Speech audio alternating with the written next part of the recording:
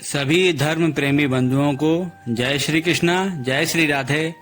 आप सबका मेरे चैनल पर हार्दिक स्वागत है। आप सबको अमल की एकादशी या रंग भरी एकादशी की हार्दिक शुभकामनाएं।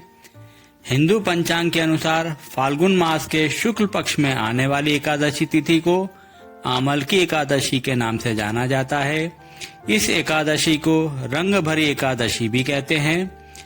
आमल की एकादशी व्रत की महिमा सुनने के लिए एक बार महाराज युधिष्ठिर ने कहा, हे जनार्दन, आपने फाल्गुन के कृष्ण पक्ष की विजय एकादशी का सुंदर वर्णन कह सुनाया। अब आप फाल्गुन मास के शुक्ल पक्ष की एकादशी का क्या नाम है तथा उसकी विधि क्या है, कृपा करके मुझे बताइए। फिर भगवान श्री कृष्ण बोले, हे राजन, फाल्गुन मास के शुक्ल पक्ष की एकादशी का नाम आमल की एकादशी है। इस व्रत के करने से समस्त पाप नष्ट हो जाते हैं तथा इसके प्रभाव से 1000 गोदान का फल प्राप्त होता है। हे राजन, अब मैं आपको महर्षि वशिष्ठ जी द्वारा राजा मानधाता को सुनाई पौराणिक कथा सुनाने जा रहा हूँ। आप इसे ध्यानपूर्वक सुने। राजा मानधाता ने कहा, हे ऋषि श्रेष्ठ, इस आमल की एकादशी के व्रत की उत्पत्ति कैसे हुई? इस व्रत के करने का क्या विधान है? हे वेदों के ज्ञाता, कृपा कर यह वृत्तांत मुझे विस्तार पूर्वक बताइए। महर्षि वशिष्ठ ने कहा, हे राजन, मैं तुम्हारे समक्ष विस्तार से इस व्रत का वृत्तांत कहता हूँ।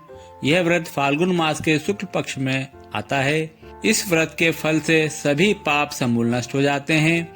इस व्रत का पुण्य 1000 गोदान के फल के बराबर है। आमल की महत्वता उसके गुणों के अतिरिक्त इस बात में भी है कि इसकी उत्पत्ति भगवान विष्णु के मुख से हुई है। अब मैं आपको एक पौराणिक कथा सुनाता हूँ, ध्यान पूर्वक श्रवण करो। प्राचीन समय में वैदिक नामक एक नगर था। उस नगर में ब्राह्मण, वैश्य, क्षत्रिय, शूद्र चारों वर्ण के लोग प्रसन्नता पूर्वक रहते थे। नगर में सदैव वेद ध्वनि गूंजा करती थी। उस नगरी में कोई भी पापी, दुराचारी, नास्तिक आदि न था। उस नगर में चैत्ररथ नामक चंद्रवंशी राजा राज्य किया करता था। वह उच्च कोटि का विद्वान तथा धार्मिक प्रवृत्ति का व्यक्ति था।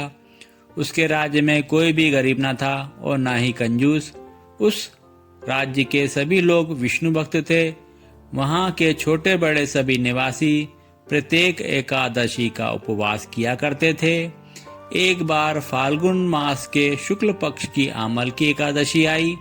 उस दिन राजा और प्रत्येक प्रजाजन, वृद्ध से लेकर बालक तक ने उस एकादशी का व्रत किया।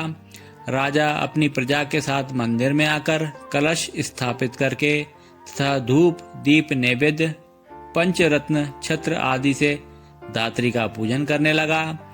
वे सब धात्री की इस प्रकार स्तुति करने लगे, हे धात्री, आप ब्रह्म स्वरूपा हैं। आप ब्रह्मा जी द्वारा उत्पन्न हो और सभी पापों को नष्ट करने वाली हैं। आपको नमस्कार है। आप मेरा अर्घ्य स्वीकार करो।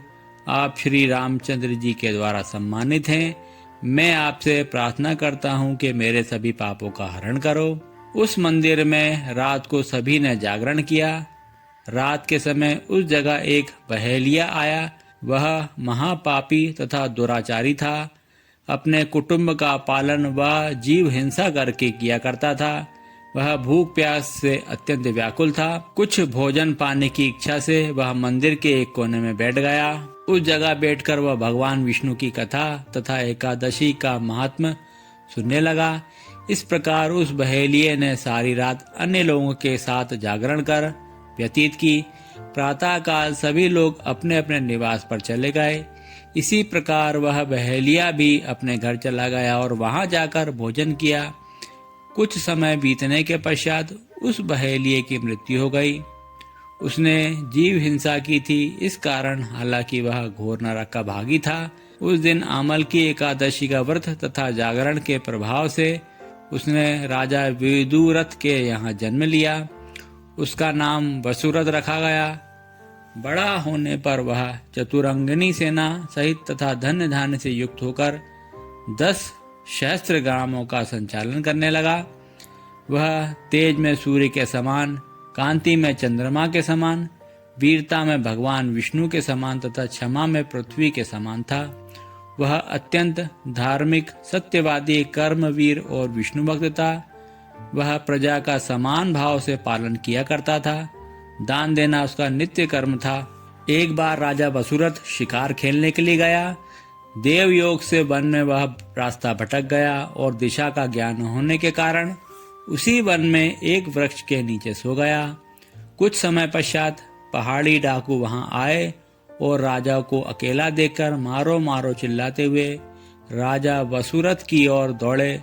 वह डाकू कहने लगे, इस दुष्ट राजा ने हमारे माता पिता, पुत्र पौत्र आदि समस्त संबंधियों को मारा है तथा देश से निकाल दिया है। अब हमें इसे मारकर अपने अपमान का बदला लेना चाहिए। इतना कह वह डाकू राजा को मारने लगे। उन डाकुओं के अस्त्र शस्त्र राजा के शरीर पर लगते ही नष्ट हो जाते और राजा को पुष्पों के समान प्रतीत होते। कुछ देर पश्चात प्रभु इच्छा से उन डाकुओं के अस्त्र शस्त्र उन्हीं पर प्रहार करने लगे, जिससे वे सभी मूर्छित हो गए। उसी समय राजा के शरीर से एक दिव्य देवी प्रकट हुई। वह देवी अत्यंत सुंदर थी तथा सुंदर वस्त्रों से, आभूषणों से अलंकृत थी।